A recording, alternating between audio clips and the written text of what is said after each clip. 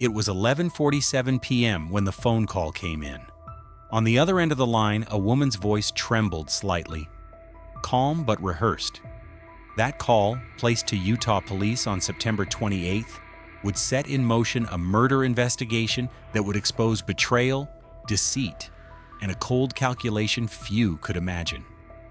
The caller's name was Jennifer Gledhill, and she was reporting her husband Matthew Johnson missing. At first, it sounded like any other missing person report, but within weeks, police would uncover a story so twisted, so carefully orchestrated, that it would shock even the most seasoned investigators. Because this wasn't a case of a man who vanished. It was the story of a wife who killed the father of her children and tried to erase him from existence. To the outside world, Jennifer and Matthew seemed like the picture of stability. They lived in a $1 million home in the quiet, tree-lined streets of Cottonwood Heights, Utah, a peaceful suburban community nestled against the Wasatch Mountains.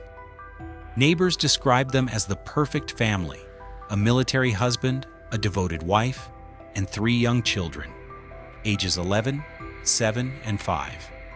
Matthew Johnson, 51 years old, was more than a husband and father. He was a decorated Green Beret, a respected member of the Utah National Guard's 19th Special Forces Group.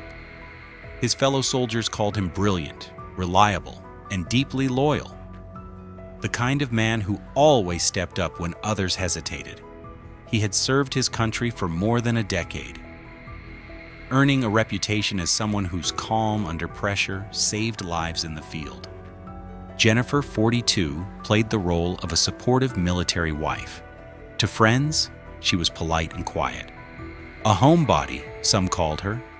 She often posted smiling family photos on social media. The proud soldier, the loving wife, the happy children. But what no one saw was that beneath that polished image, something had begun to unravel. By the summer of 2024, the marriage was in deep trouble.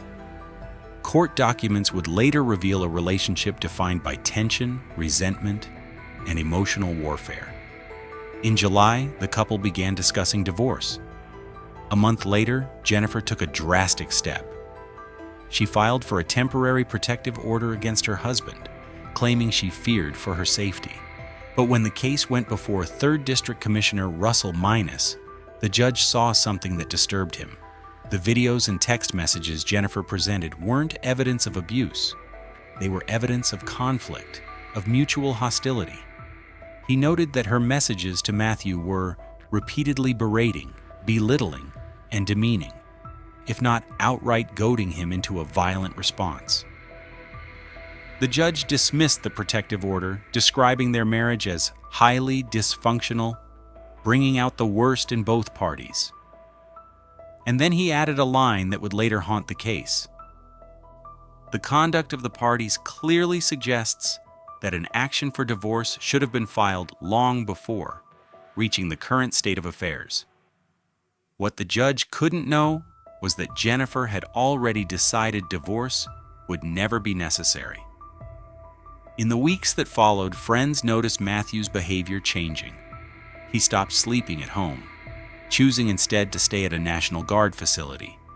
He confided to close friends that he was growing afraid of his wife's erratic behavior. One of those friends, retired Guardsman Kevin Thompson, recalled Matthew saying that it was finally time to move on, that he was ready to end the marriage. But Matthew Johnson would never get that chance, because Jennifer Gledhill wasn't just planning a separation. She was living a double life. Investigators would later uncover that Jennifer had been having an affair, an intense, consuming relationship with another man whose name has not been publicly released. It wasn't a brief fling or a moment of weakness. It was an obsession that dominated her thoughts. And as that relationship deepened, her marriage became an obstacle she wanted to remove. On September 19, 2024, just 2 days before Matthew's murder, Jennifer showed her lover a loaded Glock 19X pistol she kept in the home. He thought nothing of it at the time. In a military family, firearms were common. but prosecutors would later say this was the first clear sign of premeditation. Jennifer was preparing. She arranged for her children to stay at her parents' house the night she planned to kill Matthew. She set the stage for what she would later call the end of a long nightmare. The night of September 20th began like many before it. Quiet, uneventful. But tension filled the Gledhill home. Matthew had discovered the truth about Jennifer's affair. According to later statements, the couple argued bitterly that night, shouting, accusing, crying. Neighbors reported hearing raised voices. Years of resentment had boiled over. By the early hours of September 21st, Matthew had gone to bed, exhausted. As he lay sleeping in their master bedroom, vulnerable, unaware, Jennifer made her choice. She took her husband's own 9mm handgun, aimed it at his head, and pulled the trigger. The sound echoed through the quiet house. What followed was a series of calculated, chilling steps that prosecutors would later describe as methodical and deliberate. Jennifer moved Matthew's body into a rooftop storage container, sliding it down the stairs to the garage. She smashed his phone to prevent location tracking. Then she loaded the container into the back of their minivan and drove away. She abandoned Matthew's truck several blocks from home to make it appear that he had left voluntarily. Then, under cover of darkness, she drove north to a remote area in Davis County, Utah. There, she buried the man she had once promised to love and honor in a shallow, unmarked grave. His final resting place remains undiscovered. When Jennifer returned home, she began an extensive cleanup. She scrubbed at the walls, bleached the carpets, and ordered a new mattress to replace the one soaked in blood. The mattress was delivered 2 days later. She even cleaned the blinds and replaced the bedding. Every trace of Matthew's final moments gone, or so she thought. But even the most meticulous plans have flaws. Jennifer made a mistake, one that would destroy her carefully constructed lie. On September 22nd, just 1 day after the murder, Jennifer visited her lover. There, she made a confession that stunned him. She told him everything. How she had shot Matthew in his sleep, how she had disposed of the body, and how she had cleaned up the crime scene. The man noticed bruises on her arms. When he asked about them, Jennifer replied casually, she had gotten them while burying her husband and cleaning up afterward.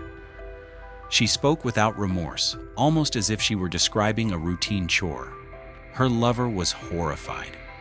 He had just listened to a woman confess to cold-blooded murder, with a calmness that bordered on inhuman. The next day, he began secretly recording their conversations. One of those calls would later become a key piece of evidence. When he told Jennifer he was frightened by what she had said, her answer was chilling. Wow, if you think I could even hurt a fly? He just wasn't a person anymore. He wasn't Matt. Her tone was disturbingly detached, emotionless, as if she had erased her husband from memory. When he asked if she would be afraid if their roles were reversed, she responded, "Not if I deserved it. I always preached I was the queen of hearts in my past lives. Off with their heads." She even joked about killing the scum of the earth to ship-shape this country. At one point, she asked him not to think of her as a monster, but by then the monster had already revealed itself. Even more haunting was the fact that Jennifer was already speaking of Matthew in the past tense, days before she reported him missing. On September 28th, 6 days after her confession, Jennifer finally contacted police. She claimed Matthew had told her he was leaving for a week and didn't want to be contacted. But by that time, the Utah National Guard had already started searching for him after he failed to report for duty. Meanwhile, Jennifer's lover, now terrified, had gathered screenshots, text messages, and recorded phone calls. He turned them over to police on October 2nd, 2024, triggering a full-scale investigation. When detectives from the Cottonwood Heights Police Department entered the Johnson Gledhill home, what they found confirmed their worst fears. In the master bedroom, beneath the bed, was a large blood stain hidden under the carpet. Blood was found on the bed frame, the blinds, and the walls. Faint reddish spots that had been poorly cleaned. The entire room reeked of bleach. The mattress was brand new. Purchased on September 24th, just days after the murder. Investigators also retrieved GPS data from Jennifer's phone, tracking her exact movements on the night Matthew vanished. It showed her driving to the area where his truck had been abandoned, and later traveling north into Davis County. Exactly matching her lover's description of where she said she had buried the body. With the evidence mounting, police arrested Jennifer Gledhill on October 2nd, charging her with first-degree murder and obstruction of justice. But the story wasn't over. 3 weeks later, investigators made another shocking discovery. Jennifer's parents, Thomas and Rosalie Gledhill, aged 71 and 67, were arrested and charged with 4 counts of obstruction of justice. Phone data and receipts placed them at Jennifer's home for over 5 hours during the cleanup period, despite their claims that they had only stopped by briefly. Rosalie had purchased the replacement mattress and later reset her phone to erase location data. When questioned, Thomas made a revealing slip, telling police, "I didn't go in where the incident happened." It was an accidental admission that he knew exactly what had occurred inside that house. During a search of the parents' home, police found a Glock 19X box, wrapped in a child's onesie, hidden in a plastic tote near Jennifer's bedroom. It matched the weapon Jennifer had shown her lover before the murder. The web of lies was collapsing. Despite her arrest, one haunting truth remained. Matthew Johnson's body was still missing. Search teams scoured northern Utah, focusing on areas between Davis, Weber, and Box Elder counties, even extending toward the Utah-Idaho border. Over 70 people joined the effort, including volunteers and Matthew's fellow Green Berets. They used drones, cadaver dogs, and sonar scanning, but the terrain was vast and unforgiving. Matthew's friend Kevin Thompson admitted the search haunted him. "Knowing she's out there not telling us where he is, it keeps us up at night," he said. Another friend, John Hash, who had served alongside Matthew for 12 years, struggled to reconcile the woman he once welcomed into his home with the killer she had become. "Having had Jen in our home, breaking bread with her, and then learning she's responsible for his death, it was shocking. Frankly, it was horrifying. Months passed. The search continued, but the grave remained hidden. Then, investigators uncovered a new clue: a vehicle storage container floating in a body of water. Inside, traces of Matthew's blood were found. It was another link tying Jennifer to the crime, though not enough to reveal where Matthew's remains lay. Still, it gave prosecutors the physical evidence they needed to strengthen their case. Jennifer was later charged not only with first-degree murder, but also 5 counts of obstruction of justice, tampering with a witness, possession of a controlled substance, and abuse or desecration of a human body. During her bail hearing, prosecutors revealed that Jennifer had told her lover she would shoot herself before going to jail. The judge deemed her a danger to the community and denied bail. Jennifer remains in custody at the Salt Lake County Jail, awaiting trial. Adding another layer to the legal battle was Matthew's $500,000 life insurance policy issued by Prudential and naming Jennifer as the beneficiary. With Jennifer facing murder charges and Matthew's body unrecovered, Prudential filed a court motion asking for a determination of rightful ownership. It was a grim reminder of the financial motive prosecutors believed lay beneath Jennifer's actions. Her trial is scheduled for December 8, 2025, and expected to last 8 days. Prosecutors argue that Jennifer killed her husband to free herself from a crumbling marriage and to continue her affair without the burdens of divorce, custody, or financial loss. But perhaps the most heartbreaking consequence of this tragedy lies not in the courtroom, but in the 3 young lives left behind.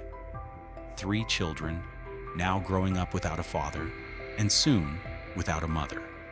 A family torn apart by one person's selfishness and rage. Matthew's family has remained steadfast throughout the ordeal. In a statement through their victim representative, they said, "We are hopeful that we will find Matt soon, or that Jennifer or someone will come forward with the location of his body so we can lay him to rest." For them, justice isn't just about a conviction. It's about bringing Matthew home. As the trial approaches, the questions grow louder. How could a devoted mother and wife plan such a horrific act? How could someone so ordinary, a woman who once baked cookies for her children's school events, transform into a killer who methodically erased her husband's existence? Investigators describe the case as a chilling example of premeditation hidden behind the facade of domestic normalcy. Every step Jennifer took, arranging for the children to be away, cleaning the crime scene, replacing the mattress, staging the truck, points to one conclusion. This was no crime of passion. It was a decision planned and executed with disturbing calm. Today, the Johnson home stands silent, its walls once filled with laughter, now a crime scene frozen in memory. Somewhere in northern Utah, the body of Matthew Johnson still lies hidden, the final secret Jennifer refuses to give up. And until that secret is revealed, the story of Matthew Johnson remains unfinished. A husband, a father, a soldier, a man whose loyalty and service were repaid with betrayal and violence. As prosecutors prepare for trial, and as his loved ones continue their search, one question echoes through the quiet streets of Cottonwood Heights. How could love turn into this? Justice may one day reveal every hidden truth, but no verdict can bring back the man who served his country, loved his children, and trusted the wrong person.